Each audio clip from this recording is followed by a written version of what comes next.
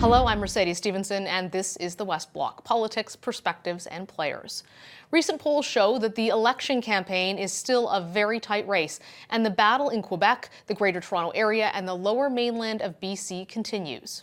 Meanwhile, NDP leader Jagmeet Singh has been campaigning hard in British Columbia, trying to hang on to his party's 12 seats in that province. Singh hit a leadership high with his response to the Trudeau blackface controversy, but it doesn't seem to be doing much for his numbers in the polls.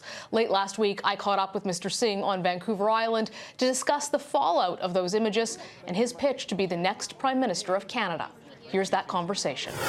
Jagmeet Singh, welcome to the show. Thank you so much. We're sitting here in a coffee shop, and people all across Canada have been talking about race in this election in a way that we haven't previously. How big of a role do you think race is playing in this election, and how does it affect you? So I think it's come to light because of what we've seen with Mr. Trudeau. So certainly it's come to light. And I think there's a really good opportunity for us to have a really honest conversation. Racism is something that exists in Canada. We're certainly not like the States, but we're not also some sort of paradise where there is no systemic barriers. There are. And I think it's important for us to say, well, what are we going to do about it? And that's why I'm committing to some real changes. Things like ending carding at the federal level, making sure we address historic injustices like having amnesty for those who've been charged with marijuana possession charges. So there's things we can do to ensure that we make investments in dealing with housing and healthcare, taking into consideration that those who face barriers will be the ones that benefit most from changes to those systems. You had this moment, and I'm sure it was not a moment you ever wanted, but it was thrust upon you on the campaign trail when the images and video of Justin Trudeau in blackface and brownface came out, and you could tell it was so raw and so emotional for you, and everyone across the partisan perspective said that was a moment of great leadership, but also a moment of great personal pain for you. Justin Trudeau called you to apologize. What did he say? Well, I said I was going to keep it private, and so I don't want to disclose that. But for me, what was unique about that moment was I wasn't actually thinking about myself, because while racism was hard for me, I was always able to defend myself. So it wasn't as hurtful to me as it was to others. It was something that still, I have pain from it, but because I could defend myself, it didn't have the same impact. But it was when a friend reached out to me and shared with me a really personal story. He was a dear friend I've known for a long time, almost 20 years, and he never shared the story with anyone. And he shared with me on that night. And after reading that story and hearing from him, it did something to me. It just made me really think about how much it has impacted people who couldn't defend themselves. And I thought about that, but his story really gave light to that. Do you think that Mr. Trudeau's apology to you was sincere?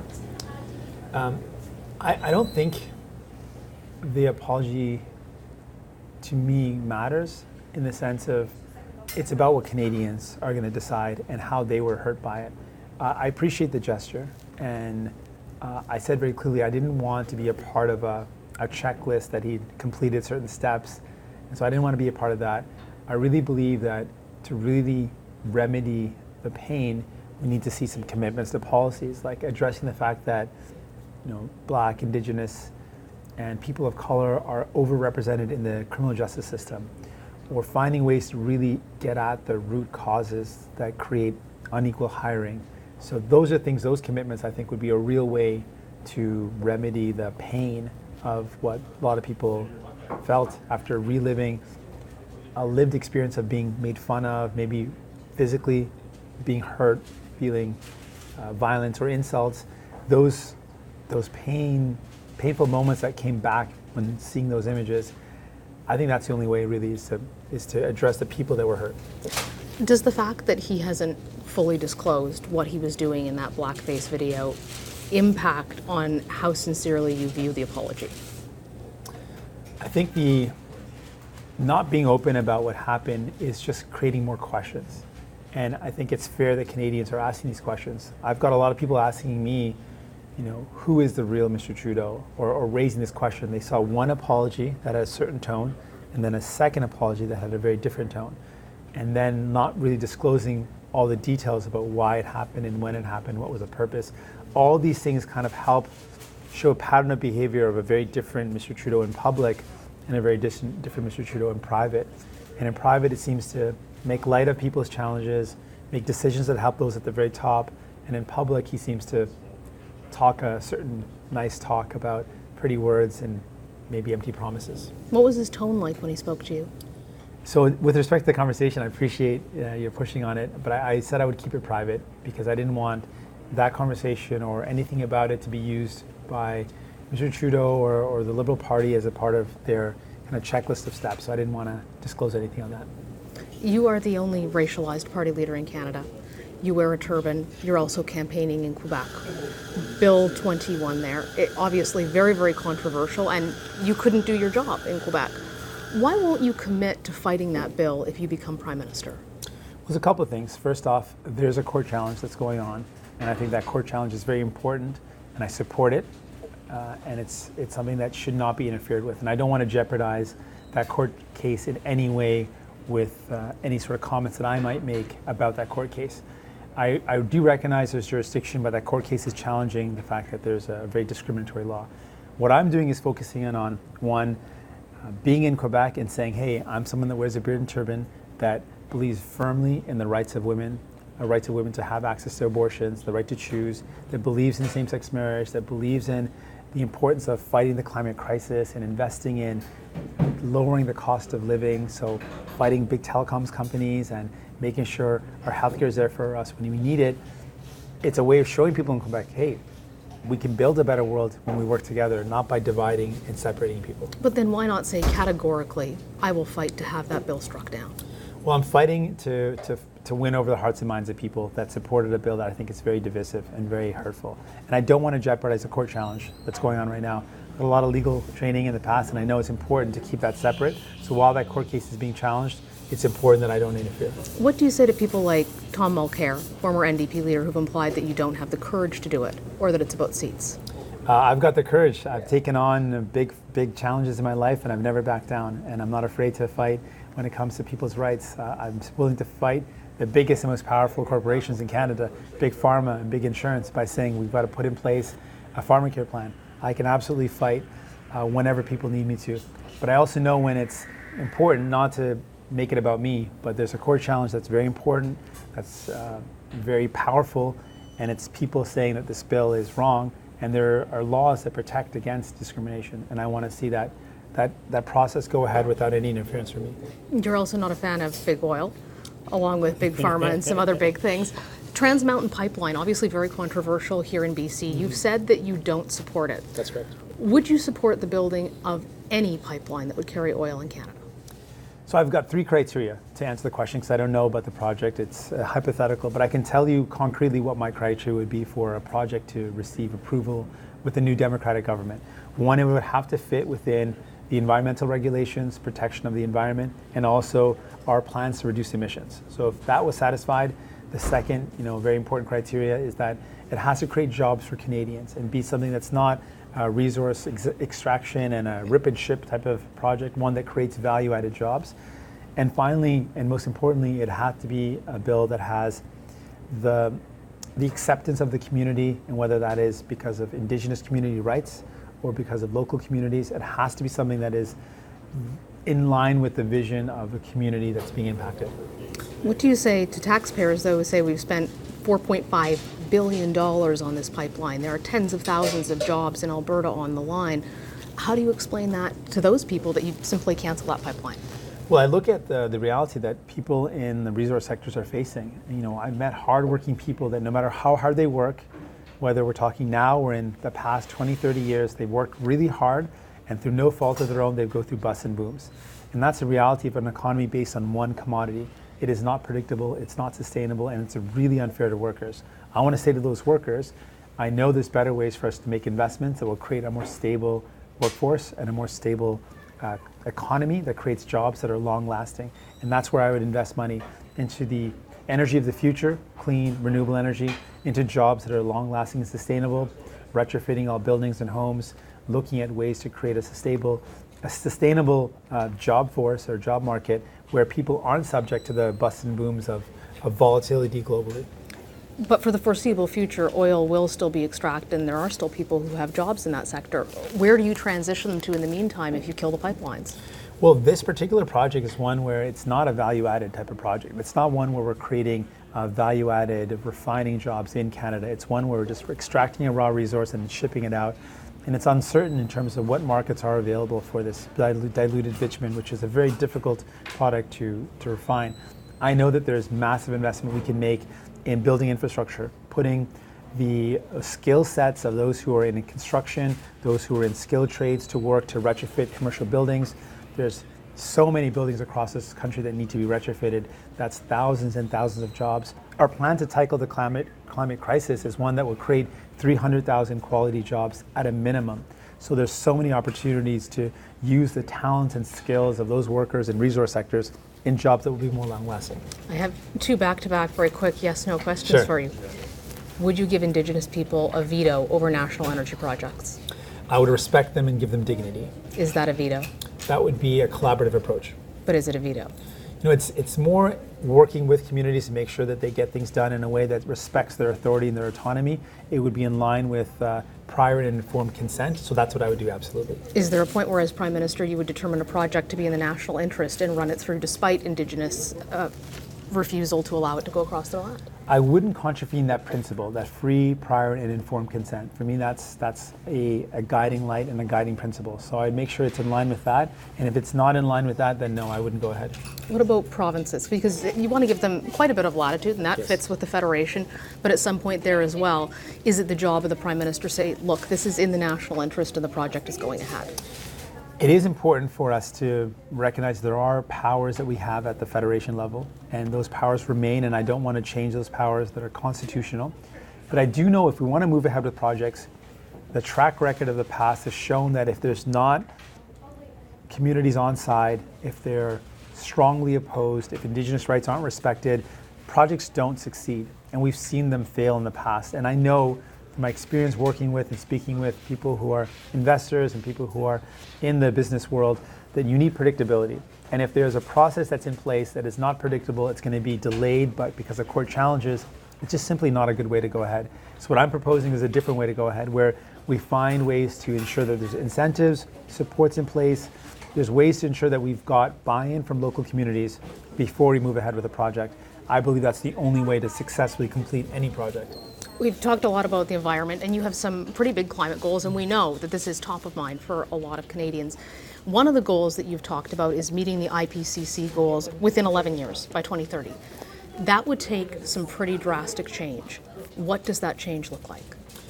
It means reimagining our economy where people feel like it's rigged against them and they feel like they're not getting ahead. They feel like they're working hard but not achieving the stability they want in their lives, the good life that they want to build for themselves, and saying we can build an economy that creates good shared prosperity for all and reduces our emission and creates an ability for us to defend the planet. But how do you do that in terms of specific policies? Because you would have to crack down massively on emissions. Absolutely. So ending fossil fuel subsidies and reinvesting that money into clean renewable energy, investing in public transit and electrifying transportation.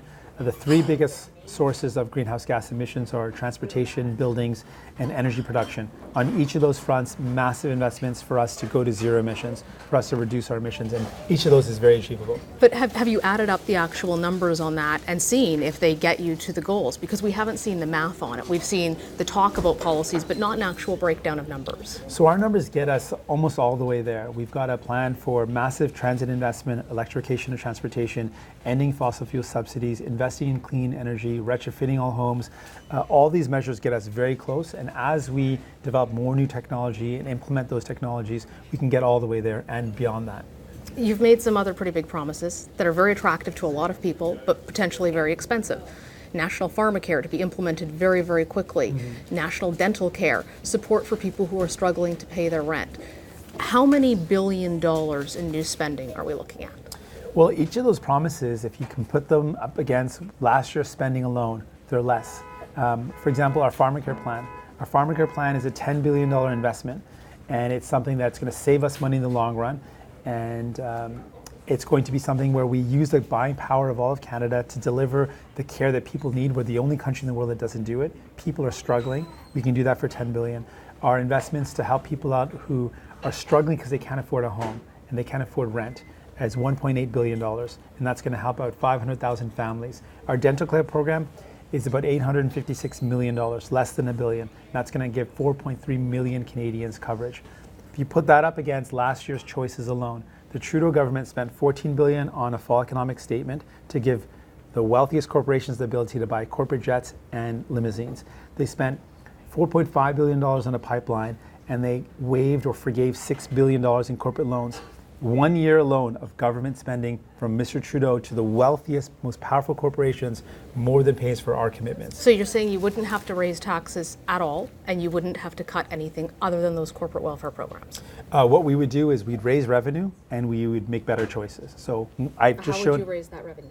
I'll lay that out. So I showed how I could pay for it just by making better choices, but we'd also raise revenue. So we would close the tax loopholes that allow for CEOs to get away with essentially not having to pay any fair share.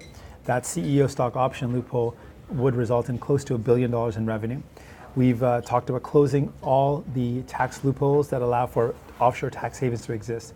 And the PBO points out that's $23 billion of lost revenue.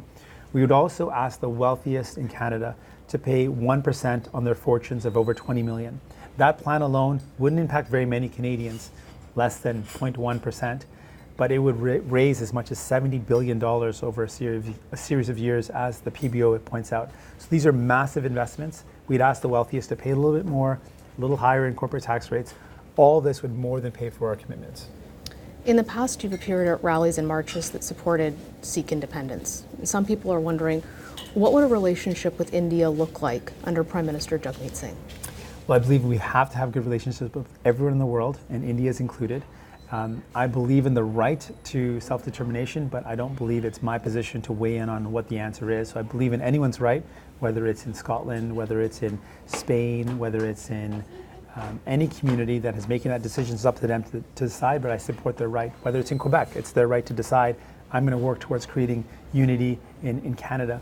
With India, I believe that there are some serious human rights violations that have to be called out. The treatment of the people of Kashmir is very problematic. The treatment of women and Indigenous communities in India is something that we need to denounce, but we need to have good relationships with everyone. And I believe in open diplomacy, having transparency, and having conversations to build on international ties. One of those events that you appeared at had a poster up of an extremist leader of the group that occupied the Golden Temple in 1984.